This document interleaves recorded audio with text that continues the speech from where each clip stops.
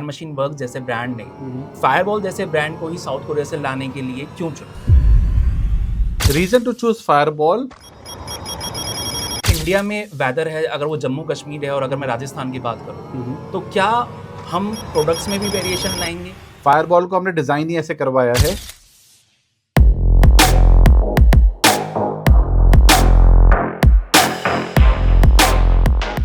Today we are talking about huge range of Fireball ceramic coatings and why it's a game changer for car care. And in our studio today we have Mr. Karan Sethi, who's the director of Man Machine Works and who's bringing the brand Fireball straight from the South Korea. Thank you for having me. Thank you sir. Thanks for being here. तो sir सबसे basic से start करते हैं कि ceramic coating actual में होती क्या है और ये वैक्स से या अदर डिफरेंट प्रोडक्ट से जो कि हम शाइनिंग के लिए यूज करते हैं उनसे कैसे डिफरेंट है? ओके, सो वैक्स यूज करो, आप सीलेंट यूज करो, आप कोटिंग यूज करो, ऑल आर प्रोटेक्टिव बैरियर। आप पेंट के ऊपर एक प्रोटेक्टिव बैरियर लगा रहे हो जिससे डर्ट ना आए, कार पे थोड़ा सा हाइड्रोफोबिक इफेक्ट रहे और क्लीनिंग कार करने में आसान हो, और एक कुछ टाइप की एक प्रोटेक्शन आप ऐड कर सकते हैं। ठीक है। सेरामिक कोटिंग में फ़र्क क्या होता है जो वैक्स और सीलेंट में नहीं होता है? वो होता है कि सेरामिक कोटिंग पेंट के साथ बॉन्ड हो जाती है, तो बॉन्ड होने की वजह से उसकी लाइफ भी ज़्यादा लंबी रहती है। वो पेंट को और एक बैरियर की तरह प्रोटेक्ट करती है और जो भी हम रिजल्ट देखते हैं वैक्स और सीलेंट से वो एम्पलीफाई हो जाते हैं। तो आपको जो प्रोटेक्शन है वो डिपेंडिंग आप कौन सी कोटिंग करा रहे हैं आपको नंबर ऑफ ईयर्स तक चल पाती है। तो ये मेजर डिफरेंस होता है सेरामिक कोटिंग में और जो नॉर्मली कस्टमर वैक्स कराते हैं उसमें। तो सर यहाँ से एक क्वेश्चन उठता है कि मैन मशीन वर्क जैसे ब्रांड ने फायरबॉल जैसे ब्रांड को ही साउथ कोरिया से लाने के लिए क्यों चुना? ओके, देखो मैन मशीन की बहुत एक रिच हिस्ट्री है कि हम लोग जो प्रोडक्ट बेस्ट होता है और जहाँ से आता है हम उन लोगों के साथ उधर काम करते हैं। कोटिंग्स साउथ कोरिया का बहुत ही कॉमन प्रोडक्ट है, वो बहुत ज़्यादा बनता है। Why? Because the technology is better there and लोगों को वहाँ पे उस पर जो काम कर रहे हैं, जो इनोवेशन कर रहे हैं वो साउथ कोरिया में काफ़ी ज़्यादा है कोटिंग्स के ऊपर। तो हमारे लिए भी वो हुआ कि this is the correct destination to go and find the perfect ceramic coating. अब now why Fireball? Reason to choose Fireball, सबसे प्राइमरी रीज़न था कि जो मैं उनके ओनर से मिला था जिन, वो खुद एक केमिस्ट है। इसका मतलब वो सारी कोटिंग्स खुद ही फॉर्मुलेट करते हैं। मैंने उन्हें देखा है फैक्ट्रीज में जाके खुद सेरामिक कोटिंग बनाते हुए, जिसमें अगर कोई चेंजेस रिक्वायर्ड है, क्योंकि वो country to country specific changes होते रहते हैं। हमारा एटमॉस्फेयर चेंज है, ह्यूमिडिटी अलग है, ठंड गर्मी अलग है, तो इस वजह से काफ़ी चेंजेस करने होते हैं। वो चेंजेस करवा नहीं रहे, खुद कर रहे हैं। ठीक है। और फायरबॉल ने इतना ब्रांड नेम ऑलरेडी बना दिया है ऑल ओवर वर्ल्ड में, जहाँ पे उनके 40 डिस्ट्रीब्यूशन ऑलरेडी पॉइंट्स है।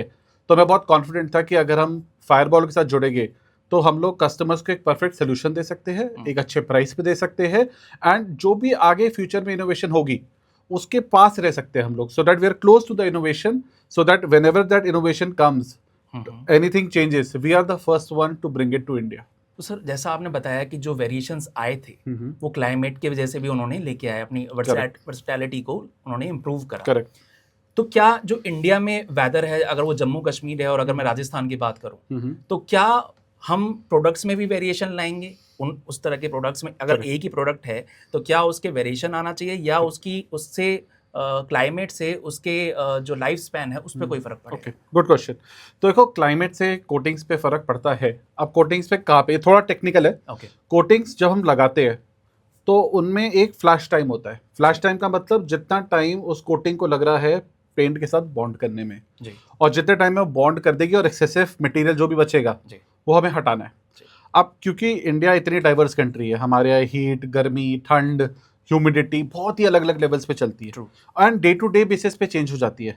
आज दिल्ली में बहुत ह्यूमिडिटी है, कल बहुत धूप होएगी, एक ही दिन में चेंज हो जाता है। तो इट्स नॉट पॉसिबल कि आप ऐसी कोटिंग लेके आओ जो हर जगह पे अलग अलग चल सके। हमने उनके साथ काम करके डिफरेंट टेम्परेचर्स को, हमने चाहे वो गर्मी हो, चाहे वो ठंड हो, चाहे ह्यूमिडिटी ज़्यादा हो, हमने उनको सिमुलेट करा और सिमुलेशन के हिसाब से हमने अच्छा फ्लैश टाइम ढूंढा जहाँ से हर जगह पे वो कोटिंग्स एक अच्छा रिजल्ट दे सकती है। हाँ, मैं ये ज़रूर बोलूँगा कि 4-5% का इफेक्ट और बेटर आ सकता है अगर एक बहुत आइडियल कंडीशंस हो कि एक एसी इन्वायरमेंट में हम लोग सेरामिक कोटिंग कर रहे हैं, बट उस 4-5% से ज़्यादा का फ़र्क नहीं पड़ेगा, ये मेरी गारंटी है। फायरबॉल को हमने डिज़ाइन ही ऐसे करवाया है कि ये इश्यूज़ आपको आएंगे नहीं। कोई एमेच्योर बंदा हो या एक्सपर्ट बंदा हो, वो बहुत आसानी से फायरबॉल कोटिंग को लगा सकता है। तो हम ये कह सकते हैं कि जो ब्रांड हम इंडिया में लेके आए हैं वो ऑलरेडी इंडिया के वेदर पे टेस्टेड है। 100%। हम लोग मैन मशीन अगर आज फायरबॉल लेके आई है, इसका मतलब हमने उस पर काम करना 1 साल पहले शुरू कर दिया था। तो 1 साल तक हमने उस पर टेस्ट करा, वहाँ के ओनर्स इंडिया आए थे, हमने यहाँ कंडीशंस पे टेस्ट करा, हमारे 50 डिस्ट्रीब्यूटर का नेटवर्क है, हमने उन लोगों के साथ वो प्रोडक्ट टेस्ट करा, उनसे फीडबैक लिया। तो अगर आप देखते हो मैन मशीन कोई भी प्रोडक्ट लॉन्च कर रही है, अब ये मत सोचो कि हमने जी बस एक मार्केट अपॉर्चुनिटी थी हमने उठा ली, ऐसा नहीं होता है। हम लोग हर चीज़ को टेस्ट करते हैं, चेक करते हैं, हमारे अपने स्टूडियोज़ है, हमारा डिस्ट्रीब्यूटर नेटवर्क बहुत हेल्पफुल है, और वो चेक करके ही हम आपको बेस्ट प्रोडक्ट देने की कोशिश करते हैं। तो सर यहाँ पे एक क्वेश्चन निकल के आता है कि फायरबॉल कोटिंग को बाकी अदर कोटिंग से अगर हम कंपेयर करें, बाकी अदर ब्रांड से कंपेयर करें, तो इसको एडवांस कैटेगरी में क्यों रखा गया है? ओके, देखो कोई भी मैन्युफैक्चरर अगर कोटिंग बना रहा है और वो एक रिप्यूटेड ब्रांड का है, सारी कोटिंग्स अच्छी होती है, ठीक है। हम सिर्फ कोटिंग में इंप्रूवमेंट्स क्या कर सकते हैं, ईज क्या कर सकते हैं, और थोड़ा टेक्नोलॉजी क्या चेंज कर सकते हैं, सिर्फ इतना ही फर्क हम लोग करते हैं। तो फायरबॉल की कोटिंग्स में 2 बैरियर्स लगते हैं। तो नॉर्मली सब लोगों ने सुना हुआ है कि SiO2 कोटिंग बेस्ड होती है, बट उससे ज़्यादा भी और टेक्नोलॉजी होती है कि हम लोग उसमें 2 स्पेशल कंपाउंड्स यूज़ करते हैं, सिलॉक्सेन और सिलेजेन। अब इसका ज़्यादा डिटेल में मैं नहीं बता रहा क्योंकि ज़्यादा टेक्निकल हो जाएगा, बट वो एक 2 लेयर की बॉन्डिंग बनाती है, जिससे सबसे इंपॉर्टेंट क्या होता है कोटिंग के अंदर, कस्टमर आता है, गाड़ी उसके सामने रेडी मिलती है, वो क्या देखता है सबसे ज़्यादा? वो देखता है शाइन कितनी है, वो देखता है ग्लॉस कितनी है, और वो देखता है हाइड्रोफोबिक इफेक्ट कितना है। वो ना तो वो नापेगा कि वो 9H है, 10H है, कितने माइक्रोन थिक है, कोई नहीं नापने वाला। ये सिर्फ एक मार्केटिंग टूल्स है जो हम लोग यूज करते हैं, बट इसका कोई रियल वर्ल्ड में हम लोग यूज नहीं है। कस्टमर देखते हैं कि ड्यूरेबिलिटी क्या है। अगर मेरी गाड़ी आज ऐसे दिख रही है और आज एक हाइड्रोफोबिक इफेक्ट दिखा रही है, तो क्या 6 महीने बाद सिमिलर दिखाएगी, 1 साल बाद सिमिलर दिखाएगी, या मैंने अगर उसकी 5 ईयर्स के 10 ईयर्स के लिए, क्या वो सिमिलर रिजल्ट्स आएंगे? ऑफ कोर्स विद मेंटेनेंस, क्या वो रिजल्ट्स आते रहेंगे?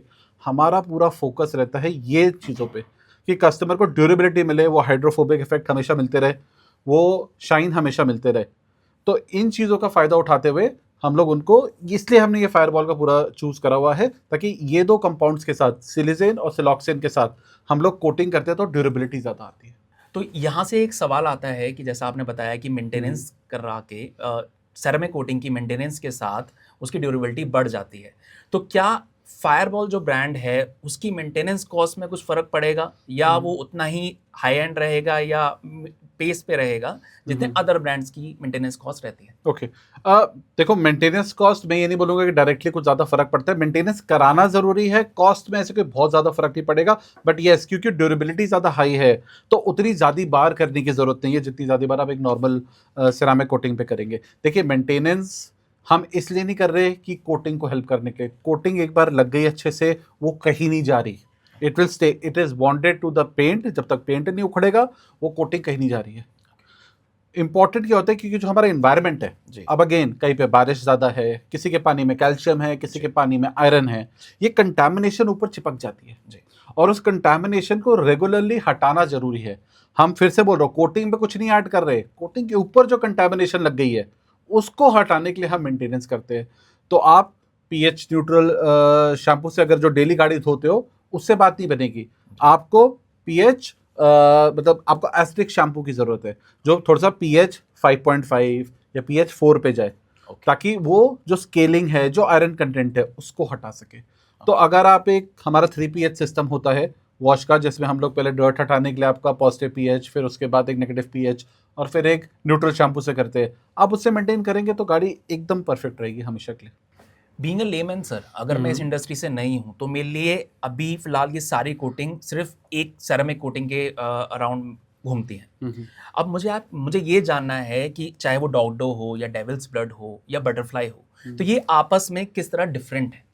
ओके, देखिए बेसिक समझा दो थोड़ा सा। कोटिंग 2 पार्ट्स में होती है, एक होता है उसका केमिकल पार्ट जो केमिकल रेजिस्टेंस देता है, हाइड्रोफोबिक इफेक्ट देता है आपको, और एक पार्ट होता है फिजिकल। फिजिकल होता है जो वो एक्चुअल बैरियर होता है, जो पेंट को प्रोटेक्टेड रखता है। तो ये 2 पार्ट होते हैं, ठीक है। इसका एक कॉम्बिनेशन बनाना होता है आपको, जिससे आप life of the coating determine कर पाते हो।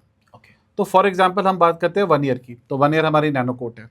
अब 1 ईयर एक ज़्यादा टाइम नहीं है, तो उसमें और हम कस्टमर को हमें ऐसी कोटिंग देनी है जो लगाने में भी आसान हो, डिटेलर्स के लिए भी, क्योंकि 1 ईयर की कोटिंग आप काफ़ी अच्छे प्राइस पे कर सकते हो। तो ज़रूरी नहीं है जो डिटेलर लगा रहा है वो फुली ट्रेंड हो, तो आपको चाहिए जो बहुत आसान हो लगाना। तो उसमें हाइड्रोफोबिक इफेक्ट बहुत ज़्यादा देते हैं हम लोग, फिजिकल बहुत ही कम देते हैं, क्योंकि हमें सिर्फ 1 साल के लिए उसका बैरियर देना है और वो कोटिंग को ज़्यादा स्मूथ बनाते हैं, उसको लगाना बहुत आसान होता है, गलती हो गई तो हटाना भी बहुत आसान होता है, क्योंकि फिजिकल बैरियर ज़्यादा नहीं है तो कोटिंग को बहुत ही आसानी से आईपीएस से हटा सकते हो। तो गलती भी हो गई, फॉरगिविंग कोटिंग्स कहते हैं मैंने, ये फॉरगिव कर देती है आपको कि गलती हो गई, कोई दिक्कत नहीं, आपको फिर से रबिंग करने की जरूरत नहीं है, सिर्फ आईपीए यूज़ करिए और क्लीन कर देता है। ठीक है। फिर हम जब जैसी लाइफ बढ़ाना शुरू करते हैं, जैसे हम बटरफ्लाई पे आते हैं, तो बटरफ्लाई हमारी 5 ईयर्स की सेरामिक कोटिंग है, तो उसके अंदर क्या होएगा, उसके अंदर हार्डनेस थोड़ी सी बढ़ने लग जाएगी, और जो हाइड्रोफोबिक है वो भी रहेगा, पर उसका परसेंटेज थोड़ा कम होने लग जाएगा, क्योंकि हमें हार्डनेस की तरफ भी ध्यान देना है। ठीक है। तो वो इस तरीके से एक मिक्स बनता है, प्लस एक्स्ट्रा कंपाउंड्स डाले जाते हैं जो उसको और शाइन देते हैं। तो ये मिक्सचर्स की वजह से आप ईयर्स ऑफ लाइफ बढ़ाते हो कोटिंग के, कि कौन सी 1 साल होगी, कौन सी 5 साल होगी, या कौन सी 10 साल होगी। ठीक है। तो बटरफ्लाई के साथ हम लोग ऐसा अच्छा कॉम्बिनेशन बनाते हैं जिससे वो हार्डनेस भी दे जो 5 साल तक चले, और वो हाइड्रोफोबिक और ड्यूरेबिलिटी पे रहे जो अगले 5 साल तक आपको रिजल्ट देता रहेगा। तो वो कॉम्बिनेशन यूज होता है। इसलिए जब आप बटरफ्लाई की बॉटल उठाएंगे तो उसकी वर्केबिलिटी 3 या 4 होती है आउट ऑफ 5, बट आप नैनो कोट करोगे 5 आउट ऑफ 5, मतलब सबसे आसान है। But with coating like butterfly, person को थोड़ा सा एक्सपीरियंस होना चाहिए कि वो कोटिंग लगा रहा है अच्छे से, फ्लैश टाइम अच्छे से देख रहा है और अच्छे से वाइप कर रहा है, क्योंकि वो कोटिंग पे थोड़ा आप टाइम एनर्जी देंगे, क्योंकि आप पैसे भी उतने ज़्यादा ले रहे हो कस्टमर से, तो आपको अटेंशन देना पड़ेगा। नैनो कोट पे अटेंशन नहीं दे रहे, छूट गया, कुछ फर्क नहीं पड़ जाएगा। इस हिसाब से लाइफ होती है। अब जब हम डॉगडो की बात करते हैं तो डॉगडो जैसे हम बोलते हैं 10 ईयर्स, तो बोलता 10 ईयर कैसे चल जाएगी कोटिंग। सही बात है कि एक कोटिंग 10 साल नहीं चल सकती, इसलिए डॉगडो के अंदर हम लोग 2 कोटिंग देते हैं, कि जो हार्डनेस है वो एक कोटिंग काम कर दे, और जो हाइड्रोफोबिक है वो दूसरी कोटिंग उसका काम निपटा दे। तो हम लोग उसका base coat and top coat अलग अलग देते हैं, ताकि जो बेस कोट का काम है, जो हार्डनेस है, जो कवरेज है कि 10 साल तक चले, वो दे दे, एंड टॉप कोट जो 100% हाइड्रोफोबिक है, जो बहुत ही ब्यूटीफुल आपको hydrophobicity, chemical resistance, acid rain से बचाना, ये सारी चीज़ें देगी। इस वजह से हम क्लेम करते हैं कि वो 10 साल तक भी चल सकती है, क्योंकि हमें 2 कोटिंग्स को एक साथ यूज़ करना पड़ता है वो रिजल्ट पहुंचने के लिए। तो इस हिसाब से अलग अलग कोटिंग्स बनती है। अब आ जाते हैं ग्राफीन कोटिंग पे। तो ग्राफीन कोटिंग में क्या डिफरेंस है सेरामिक कोटिंग में? Graphene coating is the same as ceramic coating with added graphite. मतलब आपका बेस सेम है। अगर हमारे पास बटरफ्लाई है, ग्राफीन है, एंड हमारे पास बटरफ्लाई सेरामिक है, तो base is almost the same, बस ग्राफीन के अंदर वो ग्रेफाइट ऐड होता है जो हार्डनेस थोड़ी सी और देता है, जिसकी वजह से वाटर स्पॉट्स कम आएंगे, तो वो एक एक्स्ट्रा एक हल्की सी एडवांटेज मिल जाती है ग्राफीन से, but the base is exactly the same. But वो एक्स्ट्रा हार्डनेस की वजह से फायदा क्या हो जाता है, इसकी लाइफ 5 साल है और ग्राफीन की लाइफ 8 ईयर्स हम लोग ऑफर करते हैं। तो ये डिफरेंस आ जाता है। पूरा फॉर्मुलेशन का खेल है कि आप किस तरीके से फॉर्मुलेट करते हो। एंड ऑफ कोर्स फायरबॉल इसको टेस्ट कर चुका है, तो वो रेगुलरली टेस्ट करते हैं इसको अलग अलग कंडीशंस में। हम लोग भी पर्सनली टेस्ट करते हैं बाय यूजिंग डिग्रीसर वॉश, कि उसमें डिग्रीसर मार मार के देखें कि कोटिंग कब टूटेगी। इससे आपको पता लग जाता है कि कोटिंग कितनी स्ट्रांग है और उसकी लाइफ कितनी है। Got it. लेकिन एक डिटेलर को क्या ये तो हो गया जैसे आपने जो अभी बताया, वो हो गया एक टाइम स्पैन के बेसिस पे जो डिफरेंस है कोटिंग्स में। लेकिन एक डिटेलर को क्या ये भी ध्यान रखना चाहिए कि जो सेरामिक कोटिंग है वो व्हीकल टू व्हीकल यानी कार टू कार ब्रांड भी डिफर करती है, क्या ऐसा कुछ है? तो गाड़ियों से कोई ज़्यादा फर्क नहीं पड़ता कि आप ceramic coating to ceramic coating को, ऐसे बहुत ज़्यादा डिफरेंस नहीं आता। जो फ़र्क आता है वो यूसेज पे आएगा। देखो, एक सेरामिक कोटिंग एवरेज की बात करो 50 ml की सेरामिक कोटिंग होती है, कुछ लोग कम और ज़्यादा भी देते हैं, बट नॉर्मली हम लोग सजेस्ट करते हैं कि आप 2 कार्स उससे ट्रीट करिए, ताकि इनफ सेरामिक कोटिंग हर पार्ट पे लग रही है एंड तभी अच्छा रिजल्ट आएगा। बट कभी कभी गाड़ियाँ छोटी आ जाती है तो कुछ लोग 3 भी यूज़ करते हैं, इसलिए हम लोग भी अपनी हर सेरामिक कोटिंग के साथ 3 वारंटी कार्ड्स प्रोवाइड करते हैं, क्योंकि हमें समझ आता है कि कभी कभी आप 2 की जगह 3 गाड़ियाँ यूज़ हो सकती है, तो एक एक्स्ट्रा वारंटी कार्ड कस्टमर को मिलना चाहिए। तो हम उस हिसाब से करते हैं, बट कोई फ़र्क नहीं पड़ता है कि गाड़ी कौन सी हो। Ceramic coating will work if the paint is good, then the ceramic coating will work wonderful. तो सर बहुत से लोग सोचते हैं कि हमने अगर सेरामिक कोटिंग करा ली है अपनी गाड़ी पे तो हमारी गाड़ी स्क्रैच प्रूफ हो गई है। तो क्या फायरबॉल इसमें एक इम्पॉर्टेंट रोल प्ले करता है क्या ये, या फिर ये एक सिर्फ एक मिथ है? कुछ सच है, कुछ सच नहीं है। ठीक है, कोई कार कुछ भी कर लो स्क्रैच प्रूफ नहीं हो सकती है, क्योंकि it could be an accident, कुछ भी हो सकता है। जी। देखो मैं आपको सेरामिक कोटिंग का, अभी हम लोग काफ़ी देर से बात कर रहे हैं, हमारा कॉन्सेप्ट क्या है सेरामिक कोटिंग का, कि हम सरफेस को इतना स्मूथ कर देते हैं कि वाटर बीडिंग का इफेक्ट आता है, हाइड्रोफोबिक का इफेक्ट आता है। तो अब आप बताइए, हमने स्कूल में सीखा था कि फ्रिक्शन आती है तो कुछ एक्शन हो सकता है जी। है ना। अब अगर कार ट्रीटेड नहीं है, तो अगर मेरी गाड़ी पे नॉर्मल हाथ भी लग रहा है जी। तो मैं, क्योंकि फ्रिक्शन है गाड़ी में, क्योंकि वो कोटेड नहीं है, स्क्रैच आने के चांसेस है, जो बहुत हल्के और दिखते नहीं है बट आते हैं गाड़ी के ऊपर। जी। सेरामिक कोटिंग क्या करती है कि सरफेस को इतना स्मूथ कर देती है कि फ्रिक्शन ही नहीं है। ओके। फ्रिक्शन नहीं है तो स्क्रैच आ ही नहीं सकता। बट ये मैं उन स्क्रैचेस की बात करूं जो लोग जानबूझ के नहीं मार रहे, हाथ ग्लाइड कर रहे हैं, इन चीजों की वजह से जो स्क्रैचेस आते हैं वो नहीं आएंगे। बट हाँ, कोई जानबूझ के चाबी लेके लग जाएगा तो उसको प्रोटेक्शन नहीं दे सकते आप। ठीक है, तो ये समझना जरूरी है कि हम क्या करा रहे हैं और उससे क्या हम लोग अचीव कर सकते हैं। ठीक है, अगर आपको और ज्यादा स्ट्रेंथ चाहिए, कोई खराब करने की कोशिश करे, तो आप पीपीएफ करा सकते हैं। मार्केट में और बहुत सारे ऑप्शंस है, पीलेबल पेंट के ऑप्शन है, बट सेरामिक कोटिंग के साथ सबसे फायदा क्या है कि वो आपको एक अच्छे प्राइस पे हाई ग्लॉस ऑप्शन मिल जाता है, और इंटेंशनल जो स्क्रैचेस आएंगे वो खत्म हो जाते हैं आपकी गाड़ी के ऊपर, which is the most important thing. Thank you so much sir, आज के इतने हेल्दी और नॉलेजेबल सेशन के लिए। You are welcome. तो जैसा कि हम ऑलरेडी काफ़ी क्वेश्चंस कवर कर चुके हैं हमारी सीरीज़ के पहले एपिसोड में, हम आगे भी आपके इन्हीं क्वेश्चंस को और अच्छे से आंसर करते रहेंगे।